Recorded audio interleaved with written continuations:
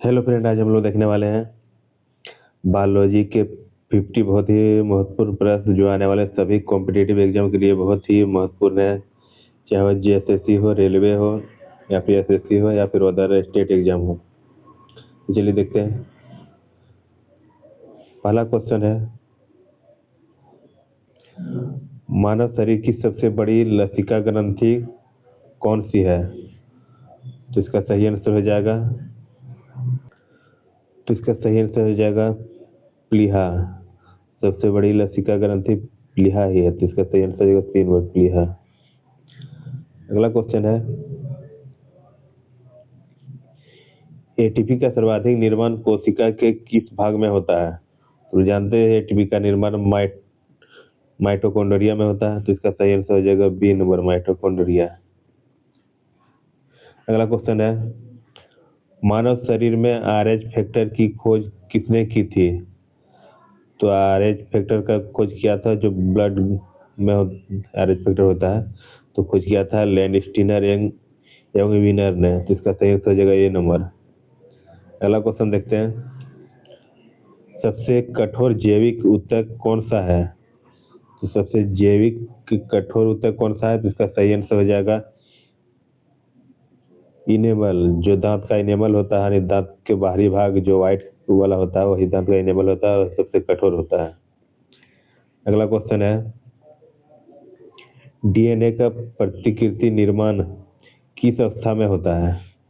तो डीएनए का प्रतिकृति निर्माण किस अवस्था में होता है, यानी कि रिप्लिकेशन। तो इसका सही आंसर हो जाएगा एस। इसमें होता है डीएनए का जो संश्लेषण होता है, उसी को प्रतिकृति बोला जाता है और यह अलग अलग चरणों में होता है। तो प्रतिकृति का निर्माण होता है तो वो एस चरण में होता है, इंटरफेज एस चरण में होता है। अगला क्वेश्चन देखते हैं, पौधों में जल का ऊपर की ओर परिवहन मुख्यतः किस ऊतक द्वारा होता है? तो यह जाइलम द्वारा होता है, जल का परिवहन ऊपर की ओर। अगला क्वेश्चन देखते हैं, मनुष्य में विटामिन 12 का अवशोषण कहाँ होता है? तो इसका सही आंसर हो जाएगा इलियम। जो छोटी आंत का अंतिम भाग होता है इलियम, तो उसी में अवशोषण होता है विटामिन B12 का। लेकिन छोटी आंत भी अवसर है, छोटी आंत भी हो सकता है क्योंकि छोटी आंत का ही भाग है इलियम।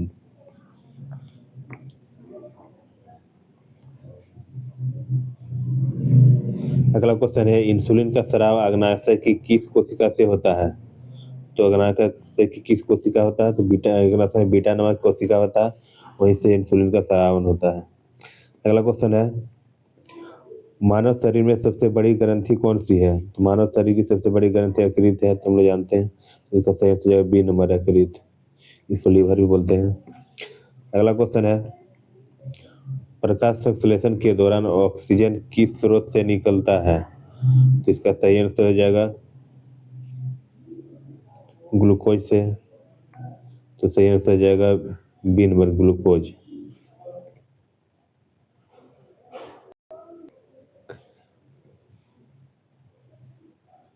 सॉरी, प्रकाश संश्लेषण के दौरान ऑक्सीजन किस सोर्स से निकलता है? तो यह जल से निकलता है, जल से ही ऑक्सीजन निकलता है। इसका सही आंसर सी नंबर हो जाएगा।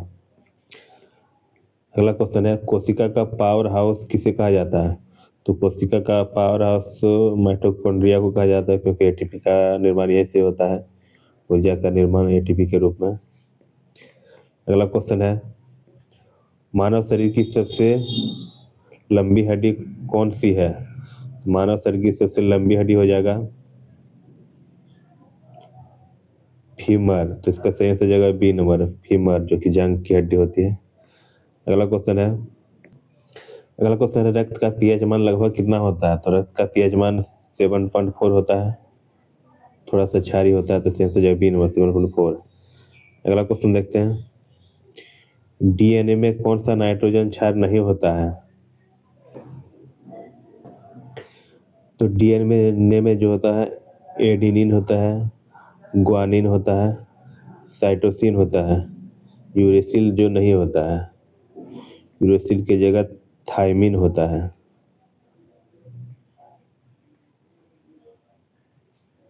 यूरेसिल की जगह थायमिन होता है, ठीक है। तो इसका सही आंसर हो जाएगा सी नंबर, यूरेसिल। अगला क्वेश्चन देखते हैं, विटामिन डी की कमी से कौन सा रोग होता है? तो विटामिन डी की कमी से होता है रिकेट्स रोग होता है, जो कि बच्चों में होता है। हड्डियों में होता है, हड्डियां कमजोर हो जाती है और हड्डियां मुड़ने लगती है। तो विटामिन सी का सबसे अच्छा स्रोत सूर्य का प्रकाश है। अगला क्वेश्चन देखते हैं, मनुष्य में गुणसूत्रों की कुल संख्या कितनी होती है? तो गुणसूत्रों की संख्या 46 होती है मनुष्य में। सही आंसर जाएगा बी नंबर 46। अगला क्वेश्चन देखते हैं, रक्त का थक्का जमने में कौन सा विटामिन सहायक है? तो रक्त का थक्का जमने में विटामिन के सहायता करता है। सही आंसर हो जाएगा सी नंबर, विटामिन के। अगला क्वेश्चन देखते हैं, मनुष्य मानव शरीर की सबसे छोटी हड्डी कौन सी है? तो मानव शरीर की सबसे छोटी हड्डी हो जाएगा स्टेपिस, जो कि कान में स्थित होता है। सही हो जाएगा ए नंबर, स्टेपिस। अगला क्वेश्चन देखते हैं, आरबीसी का निर्माण कहाँ होता है? तो आरबीसी का निर्माण होता है अस्थिमज्जा में, इसको बोला जाता है बोन मेरो, जो कि हड्डियों में स्थित होता है बोन मेरो। अगला क्वेश्चन देखते हैं, पौधों में प्रकाश संश्लेषण कहाँ होता है? तो पौधों में प्रकाश संश्लेषण हो जाता है क्लोरोप्लास्ट में। तो क्लोरोप्लास्ट कहाँ पाया जाता है? या क्लोरोप्लास्ट पाया जाता है पौधे के हरे भाग में, यानी कि पत्तियों में।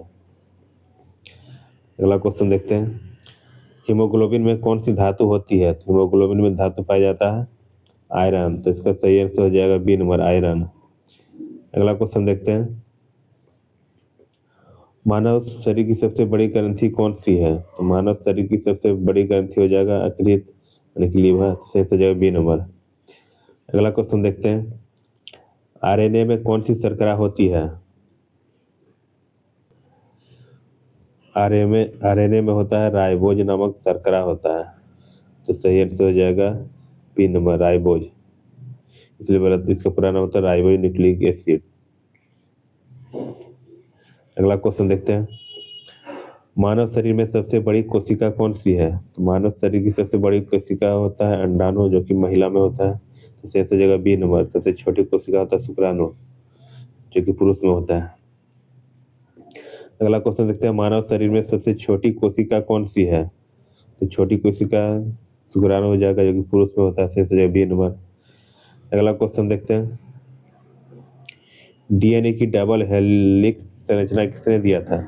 तो डीएनए का डबल हेलिक्स संरचना दिया था वाटसन और क्रिक ने। तो सही आंसर हो जाएगा बी नंबर, वाटसन और क्रिक। डीएनए का डबल हेलिक्स संरचना ऐसा होता है, डीएनए का जो आकृति होता है, इस संरचना का जो दिया था वाटसन और क्रिक ने दिया था। अगला क्वेश्चन देखते हैं, इंसुलिन हार्मोन किस ग्रंथि से निकलता है? जो इंसुलिन हार्मोन है यह निकलता है अग्नाशय ग्रंथि से। तो सही आंसर हो जाएगा बी नंबर, अग्नाशय। अगला क्वेश्चन देखते हैं, पाचन का सबसे बड़ा भाग कहाँ होता है? तो सबसे बड़ा भाग पाचन का कौन सा होता है? तो इसका सही आंसर हो जाएगा छोटी आंत। सबसे अधिक मात्रा में पाचन छोटी आंत में ही पूर्ण पाचन होता है। अगला क्वेश्चन देखते हैं, शरीर का सबसे बड़ा अंग कौन सा है? शरीर का सबसे बड़ा अंग हो जाएगा त्वचा। सही आंसर हो जाएगा बी नंबर, त्वचा। सबसे बड़ी ग्रंथि पूछा जाए तो यकृत हो जाएगा, सबसे बड़ा अंग पूछा जाए तो त्वचा हो जाएगा। अगला क्वेश्चन देखते हैं, रक्त का लाल रंग किसके कारण होता है? तो रक्त का लाल रंग हीमोग्लोबिन के कारण होता है, क्योंकि इसमें हीम नामक एक प्रोटीन पाया जाता है। हीमोग्लोबिन इसी कारण लाल होता है, उसमें हीम नामक रंजक होता है। अगला क्वेश्चन देखते हैं, विटामिन सी का रासायनिक नाम क्या है? तो विटामिन सी का रासायनिक नाम हो जाएगा एस्कॉर्बिक एसिड। और विटामिन सी का सबसे अच्छा स्रोत आंवला है। आंवला में विटामिन सी बहुत ही अधिक मात्रा में पाया जाता है। अगला क्वेश्चन देखते हैं, मलेरिया किसके द्वारा फैलता है? तो मलेरिया हम लोग जानते हैं मादा एनोफेलिज मच्छर के द्वारा फैलता है। तो सही आंसर हो जाएगा बी नंबर, मादा एनोफेलिज मच्छर।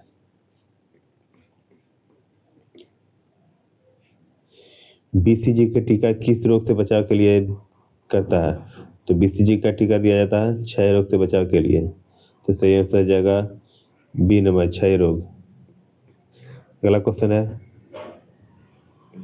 मानव शरीर में कितने जोड़े पसलियां होती है? तो मानव शरीर में 12 जोड़ी पसलियां होती है, यानी कि 24 टोटल पसलियां होती है, 12 जोड़ी।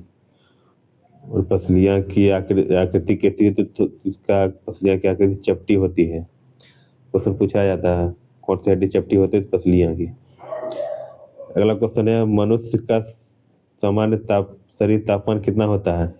तो मनुष्य शरीर का तापमान जो होता है 37 डिग्री सेल्सियस होता है। और फ़ारेनहाइट में पूछा जाए तो 90.6 डिग्री फ़ारेनहाइट।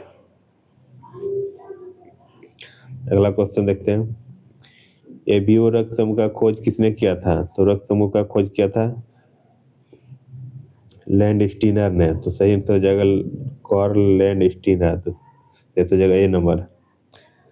अगला क्वेश्चन देखते हैं, कोशिका का नियंत्रण केंद्र कौन सा है? तो कोशिका का नियंत्रण जो करता है तो नाभिक के द्वारा ही नियंत्रण होता है सब कुछ। तो सही आंसर हो जाएगा नंबर, नाभिक। अगला क्वेश्चन देखते हैं, सबसे बड़ा श्वेत रक्त कण कौन सा है? इसका सही आंसर हो जाएगा मोनोसाइट। जैसे जाएगा बी नंबर, मोनोसाइट। श्वेत रक्त कण जो होता है प्रतिरक्षा तंत्र को बढ़ाता है, उसी के अंदर मोनोसाइट होता है। मोनोसाइट जो होता है संक्रमण बीमारी से बचाता है, कोई भी बीमारी संक्रमण के कारण होता है उससे बचाव करता है मोनोसाइट। अगला क्वेश्चन देखते हैं, प्रकाश संश्लेषण के लिए आवश्यक वर्णक कौन सा है? तो प्रकाश संश्लेषण के लिए आवश्यक वर्णक होता है क्लोरोफिल, जो कि हरे पत्तियों में होता है। B number, chlorophyll. अगला क्वेश्चन देखते हैं, रक्तचाप मापने का यंत्र कहलाता है? तो रक्तचाप मापने वाला यंत्र को कहते हैं स्फिग्मोमेनोमीटर। तो सही आंसर जाएगा बी नंबर, स्फिग्मोमेनोमीटर। और रक्तचाप हमेशा धमनियों में मापा जाता है, ना कि सिरों में। अगला क्वेश्चन देखते हैं, मानव हृदय में कितने कक्ष होते हैं? तो मानव हृदय में कुल 4 कक्ष होते हैं। सही आंसर जाएगा बी नंबर, 2 अलिंद होता है और 2 निलय होता है। अगला क्वेश्चन देखते हैं, डीएनए का पूरा नाम क्या है? तो डीएनए का पूरा नाम हो जाए डीऑक्सी राइबो न्यूक्लिक एसिड। ऐसा जगह ए नंबर। चलिए अगला क्वेश्चन देखते हैं, श्वसन की क्रिया कहाँ होती है? तो श्वसन की क्रिया कहाँ होती है? तो इसका सही आंसर जाएगा श्वसन की क्रिया माइटोकॉन्ड्रिया में होती है। सही आंसर जाएगा बी नंबर, माइटोकॉन्ड्रिया। चलिए अगला क्वेश्चन देखते हैं, मानव शरीर में सबसे बड़ी धमनी कौन सी है? तो मानव शरीर में सबसे बड़ा धमनी हो जाएगा महाधमनी। सही हो जाएगा बी नंबर, महाधमनी। अगला क्वेश्चन देखते हैं, पेनिसिलिन की खोज किसने की थी? तो पेनिसिलिन का सबसे पहले खोज किया था अलेक्जेंडर फ्लेमिंग ने, जो कि एक एंटीबायोटिक है। इसका निर्माण कवक से किया गया था। उसके बाद कवक से अनेक तरह का एंटीबायोटिक का निर्माण किया गया, लेकिन सबसे पहला जो किया गया था पेनिसिलिन ही है। अगला क्वेश्चन देखते हैं, लाइसोसोम को क्या कहा जाता है? लाइसोसोम को कहा जाता है आत्महत्या की थैली। सही जगह बी नंबर, आत्महत्या की थैली। अगला क्वेश्चन देखते हैं, मानव शरीर में कुल कितने हड्डियां होती है? मानव शरीर में कुल 206 हड्डियां होती है और बच्चों में 306 हड्डियां होती है। 6 हड्डियां होती है, जो कि बड़े होने पर हड्डियां धीरे धीरे जुड़ जाती है और हड्डियां घट के 206 हो जाती है। अगला क्वेश्चन देखते हैं, पौधों में भोजन का परिवहन किस ऊतक द्वारा होता है? तो पौधे में भोजन का परिवहन होता है फ्लोएम के माध्यम से होता है। सही आंसर हो जाएगा बी नंबर, फ्लोएम। अगला क्वेश्चन देखते हैं, रक्त का तरल भाग क्या कहलाता है? रक्त का तरल भाग जो होता है प्लाज्मा कहलाता है। तो सही आंसर बी नंबर, प्लाज्मा। अगला क्वेश्चन देखते हैं, मानव शरीर की सबसे बड़ी अंतस्रावी ग्रंथि कौन सी है? मानव शरीर की सबसे बड़ी अंतस्रावी ग्रंथि हो जाएगा थायराइड। तो सही आंसर जाएगा ये नंबर, थायराइड ग्रंथि।